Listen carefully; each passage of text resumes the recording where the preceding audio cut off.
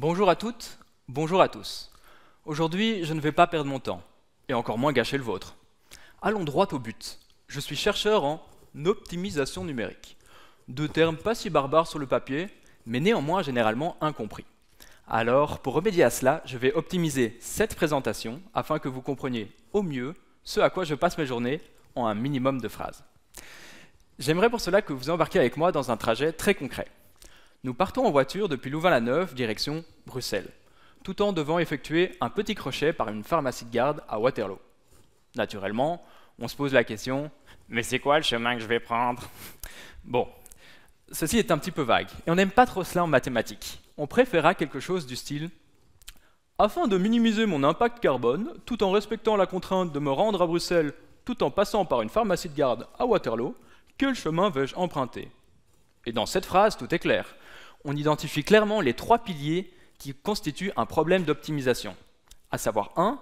L'objectif, ici, minimiser mon impact carbone. 2. Les contraintes, me rendre à Bruxelles tout en passant par une pharmacie de garde à Waterloo. Et 3. Les variables, ici le chemin que je vais choisir. Bon, c'est gentil Guillaume, mais les GPS, ça fonctionne déjà très bien pour ça. Alors qu'est-ce que tu peux bien faire toi ?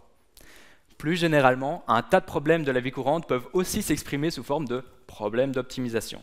Et ce qui est génial dans mon domaine de recherche, c'est que si vous trouvez une recette qui s'applique à un problème, par exemple celui du GPS, vous pouvez utiliser la même recette magique sur chaque problème un peu semblable. Et par recette, j'entends bien entendu programme informatique auquel vous spécifiez les données du problème et qui vous renvoie à une solution.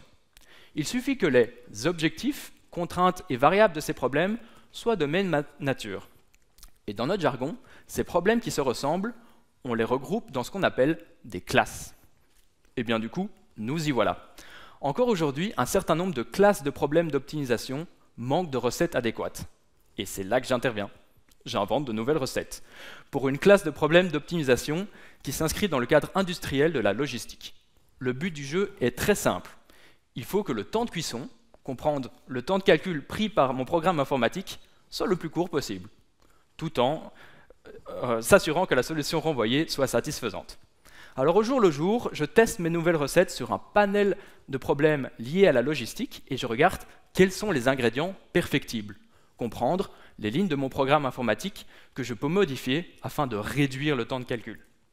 Pour conclure, nous, chercheurs en optimisation numérique, aspirons à créer des outils que la société entière peut utiliser, de préférence à bon escient, afin de prendre les meilleures décisions possibles au quotidien. Voilà, tout est dit. J'espère ne pas être passé par quatre chemins. Merci de m'avoir écouté.